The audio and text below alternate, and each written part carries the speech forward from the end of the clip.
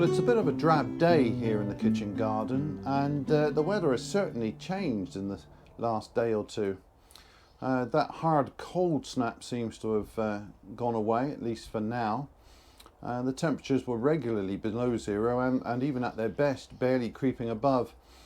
And that set me thinking about propagation and how we're going to provide a good environment for our young plants. I'm planning to sow peppers, chilies and aubergines soon, maybe tomorrow, and they really need warm conditions, not just for germination but for growing on.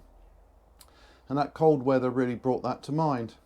So when thinking about propagation, one needs to get a grip on three factors: moisture and humidity, temperature and light levels. Now, it's the temperature and light that can sometimes present a bit of a quandary this time of year. When we first started the kitchen garden, we used to begin our early seeds indoors, and we would put them in unheated propagators rowed up in front of a set of patio doors. Now, the light there was just about the best in the house. The temperature wasn't quite perfect. Room temperature is a little lower than you would ideally want. And of course at night, when the heating switches off, the temperature can drop quite a bit. But even so, we managed to get fairly good germination rates. The light levels, even in that brightest spot though, weren't great. And the seedlings would inevitably bend towards the light.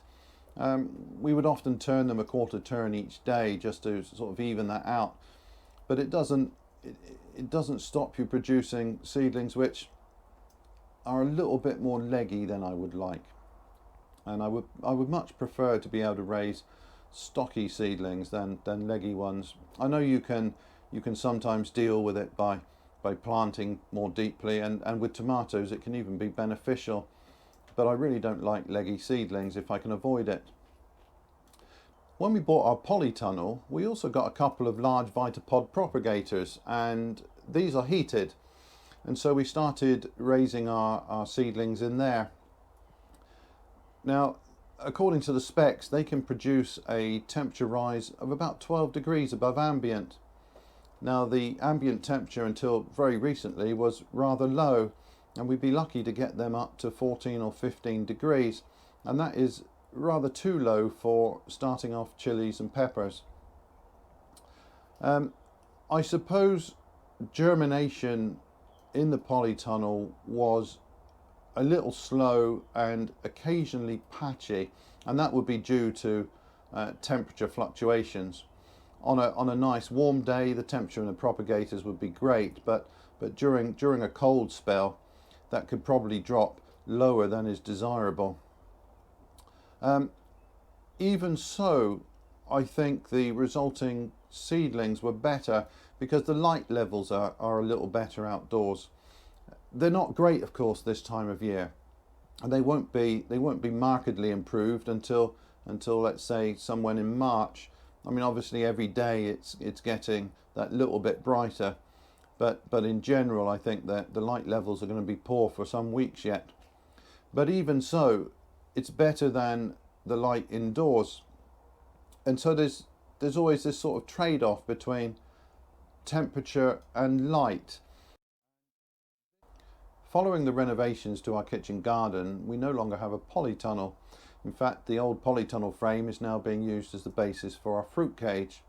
What we do have though is plenty of heated propagators. I've got the two large Vitapods that I've started with, and I've also inherited three more from my dad, two large and a small one.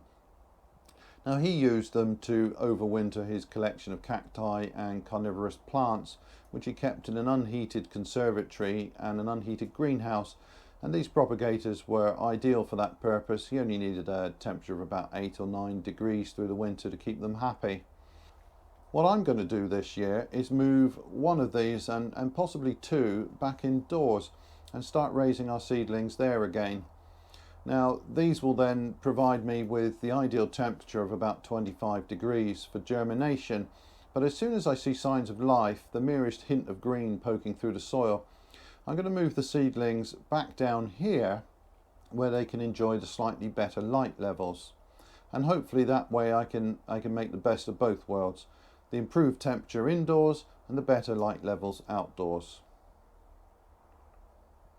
I've seen a lot of videos lately where people are using grow lights, and of course if you have those, you've got the ideal solution. You can move the propagators indoors, maintain the ideal temperature and excellent light levels. But like most gardeners, we don't have that, and we've got to deal with the quandary of heat and light at this time of year. One thing to be wary of is a bright sunny day. So most of the time we're worried about cold weather, but if the sun is out and it's shining directly on your propagator, let's say you've got it in a south-facing window, the temperature can really spike in there in that enclosed environment unless you get the ventilation on. So it's something to be quite careful with, that you don't allow the temperature to rise too much, as you can end up with scorched seedlings, something I've done on a couple of occasions in the past, and of course that sets you back several weeks when you have to re-sow. Now, if we do have a really cold snap again, I think these propagators will probably be able to maintain a suitable environment for growing on. But if not, I do have a small electric heater in the small greenhouse. It's about 2 kilowatts, which in that size greenhouse is more than adequate for raising the temperature. I really don't like to use it. It seems incredibly wasteful to heat that space just to maintain the temperature in the propagators. But if we get into a sticky spot, I can always turn that on and look after our more tender plants that way. Right now though, I'm going to finish my coffee and get this propagator indoors, and then I'm going to be ready to kick off some peppers and chilies and aubergines. So from me, bye for now.